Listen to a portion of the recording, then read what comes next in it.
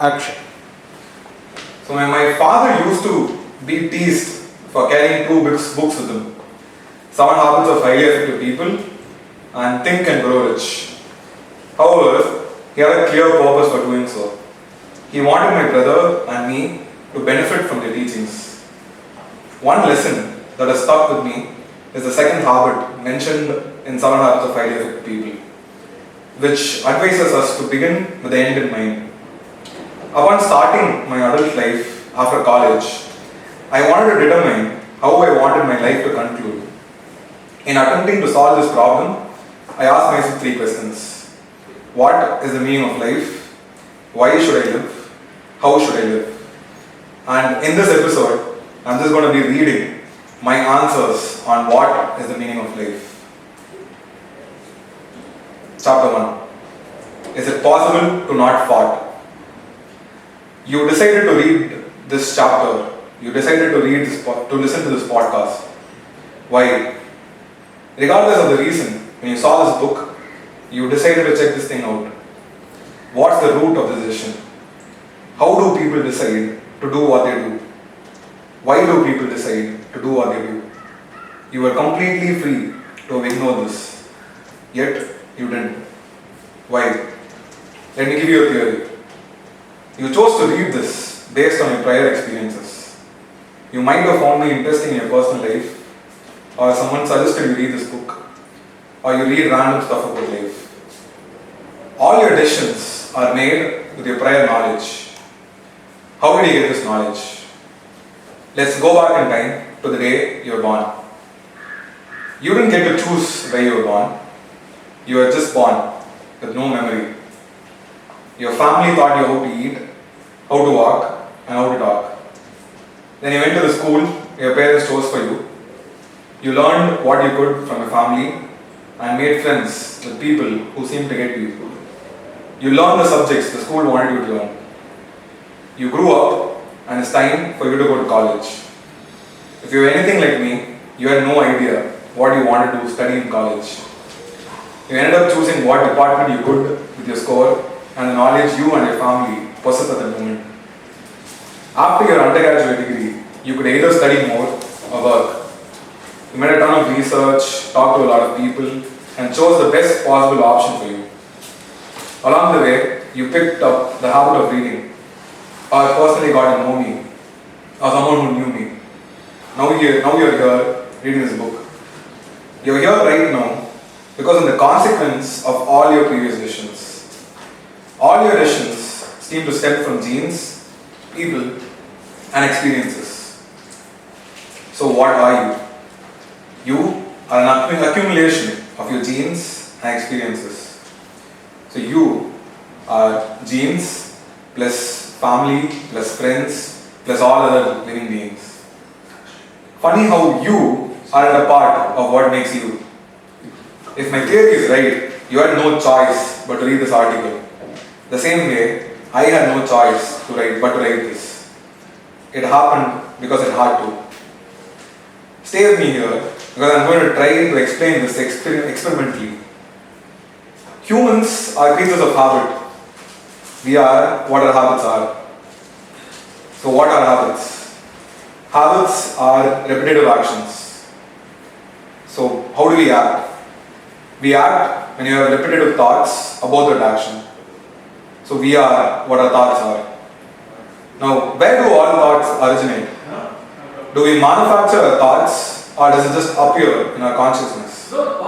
Next time when you're free, take a few deep breaths and try to see what your thoughts are, where your thoughts are coming from and where they go. So if thoughts do appear out of nowhere, what are we in control of? Are we in control of anything? Is everything fate? Well, more or less. There's a distinction between voluntary and involuntary actions though. If you voluntarily hurt someone, it says a lot about you as a person. But we are limited in our actions as we are limited by our thoughts. When you have no thoughts of helping someone, you're not going to. Should you blame the person entirely for being misanthropic? You shouldn't, because his surroundings made him think those thoughts and those led to his actions. There's also a sharp distinction between humans and other animals. Animals respond instantaneously to stimuli. Humans can pause for a moment, analyze what the stimuli are, consider different responses, and respond. Why are we even talking about this if all I am saying is whatever success or failure you face doesn't depend on you but on your surroundings? Such a depressing view of life. Well, here comes the fun part. When you truly accept that everyone is a product of their surroundings, you can finally accept who you are, be proud of yourself, and tell the world proudly that I am what I am. When you attain success, tell yourself that it's not you, but a product of your surroundings. Enjoy your success, but don't dwell on it. When you make a mistake, face the mistake objectively and criticize the mistake, but not yourself. Regret your mistakes, but don't dwell on them. When life throws shit at you, keep walking, because you can't do anything else.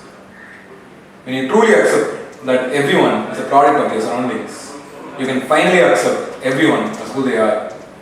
When someone fucks with you, tell yourself, he or she is what he or she is. Be patient, empathize, and help them.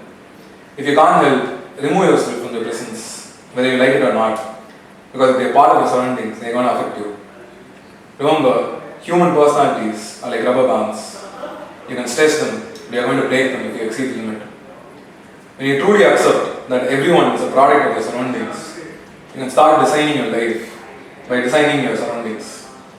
Choose consciously the pages you follow on Instagram, the way you dress, the food you eat, the people you hang out with, and just about everything, because everything matters.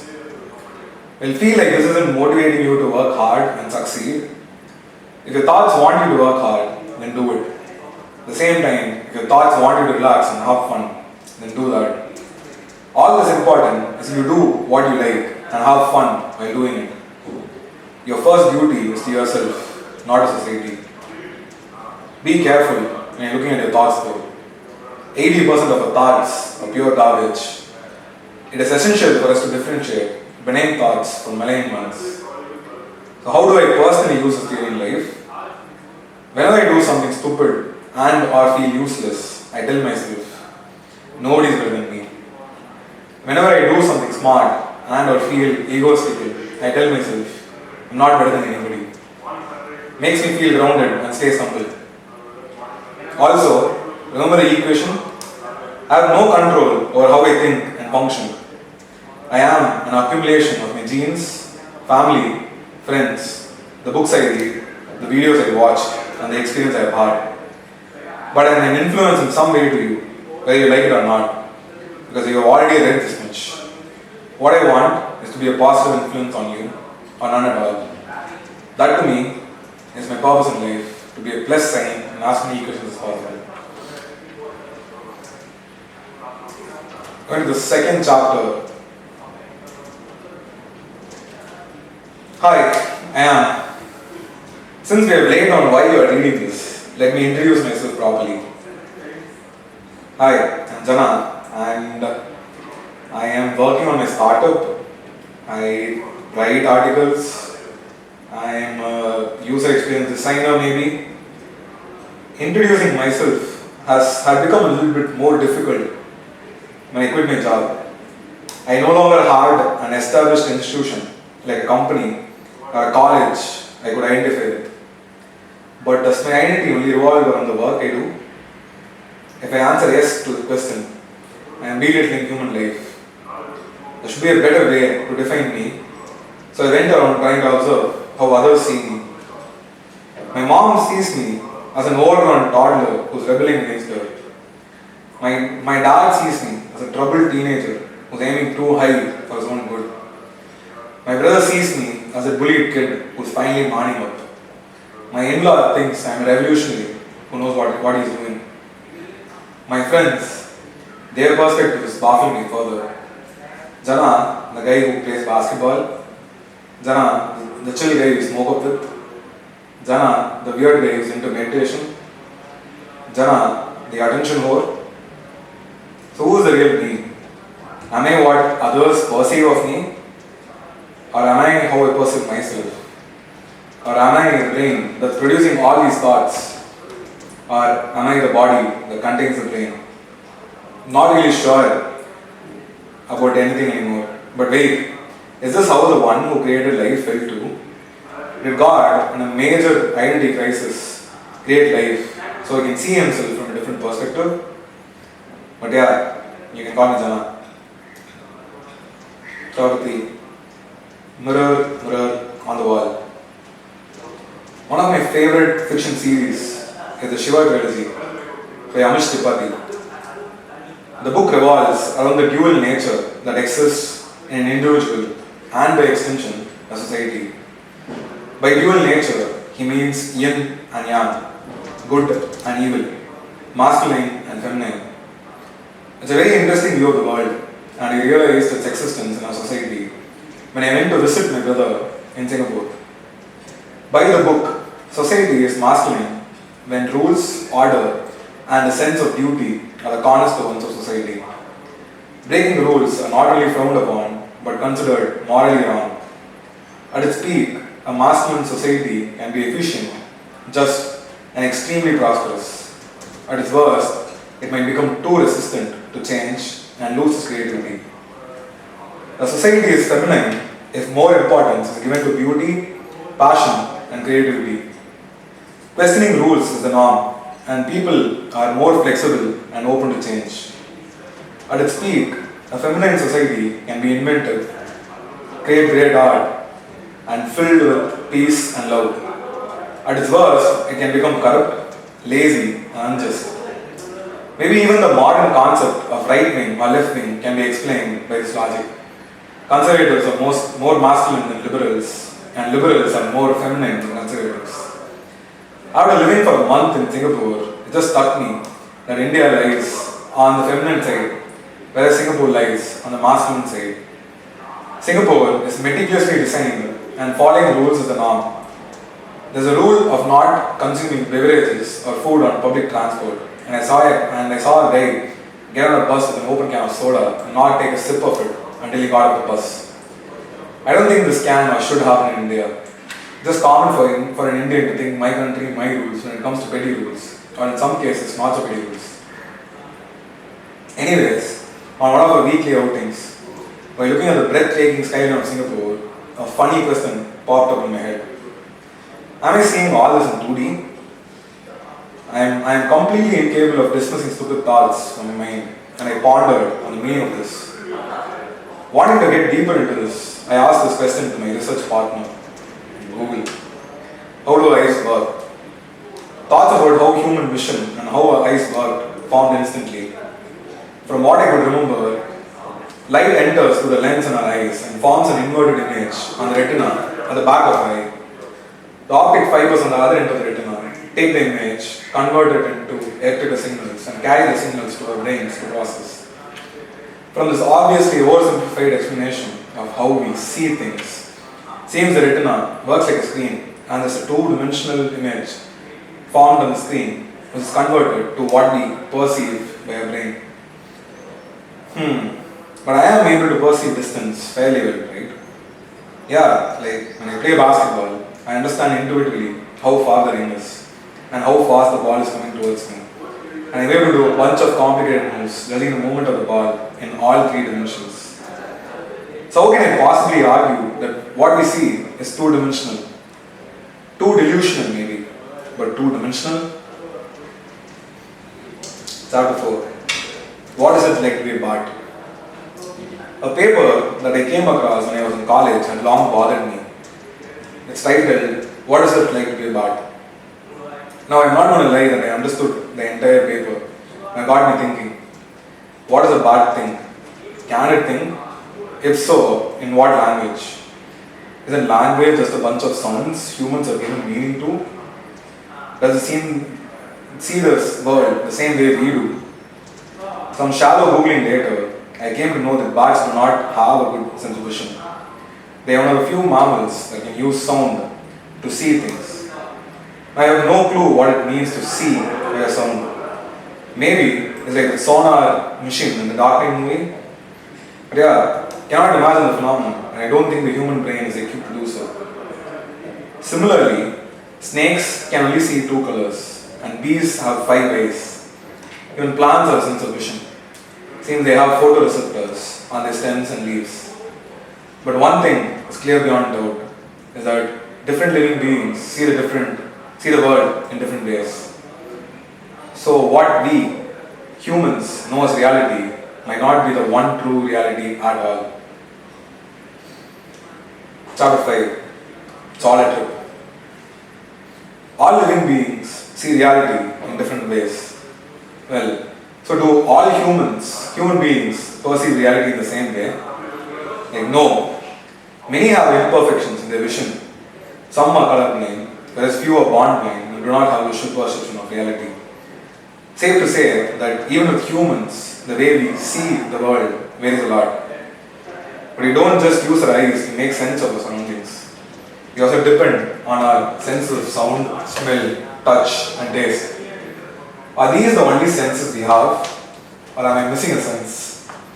The old joke is that humans have an extra sense, common sense, which makes us more special than all other living beings. I have never really understood this joke, or whatever it was. I also had no idea what common sense meant. So I went ahead and gave myself an explanation of what this sixth sense could be. I told myself the sixth sense that humans use to understand reality is our thoughts. Thoughts are interesting. When you want to communicate with ourselves, we use something called thoughts, right? Like, it's not uncommon for me to have a full back and forth conversation about something in my head. This entire book is a testament to these conversations. What are your thoughts though? Are thoughts similar to voices? Voices are sounds which are waves that travel in the air. If thoughts are voices, how do they travel? And if they travel, where do they travel to? And more importantly, where do they travel from? The brain, obviously. Well, probably. Let's assume thoughts are produced in our brains. But doesn't the brain create our vision as well? Doesn't it create all our other senses? Doesn't it create all our other senses too? Does our brain take in our surroundings, the organs that we possess, and projects the most realistic version of reality it can? Yes, that's what the brain does. So in reality, the reality that we perceive, see, and experience every day is nothing but a hallucination that our brain created. Chapter 6. All the world's stage. This hallucination of reality has to happen somewhere. We cannot be sure that the reality we are living is the one true reality, but I am confident that my experience of life is real. I feel pain, sorrow, guilt, and happiness. I can see, hear, and distinctly hear my thoughts. So I am sure that my life is not anything. I am sure that my life is not nothing. It's real and it's happening somewhere. But what is this somewhere? Scientists and philosophers call this consciousness. Nobody understands this for real. But supposedly, consciousness is the space in which everything happens. Our visual field, our thoughts, and our emotions all arise in this place called consciousness. Even the feeling that we have a body, a hand, a leg, and you reading this and comprehending what you're reading is happening in the space we call consciousness. If what I'm saying is real, so many cultural references make sense. Remember Matrix, the movie? Remember the simulation theory? This does not sound crazy. Now, because an alien who wants to create a simulation only has to create a consciousness and not an entire universe. All the World's Stage by William Shakespeare. Well, if the world as we know it is a hallucination, and if it's happening in consciousness, stage seems like an apt metaphor for a consciousness. Po, in Kung Fu Panda, when he opens the dragon's claw, finds nothing. The nothingness in which we see the world. The nothingness that we are calling consciousness. Hope this line of reasoning threw you off a bit, as it did for me. Chapter 7. God. Is religion an attempt at explaining consciousness? Seems highly likely to me. I have not read any religious scriptures and I am in no way an expert. This is just my perception of religions, which I believe are just a bunch of ideas that humans came up with to explain phenomena that are out of our understanding. I have heard that religions say that God exists in everyone and we can find God within ourselves. What if all the religions thought of consciousness as God, and the way we reach God is to just be conscious of this fact and be the space in which everything happens, rather than be the things that are formed in the space, like our emotions, thoughts, etc. There's also this meditation from Sadhguru, where he goes on repeating, "I'm not the body, I'm not even the mind."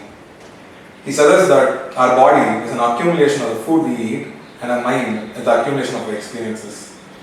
If we are neither our body nor our mind, I do think he wants us to think of ourselves as consciousness. Honestly, this makes so much sense to me. Someone did really create this universe.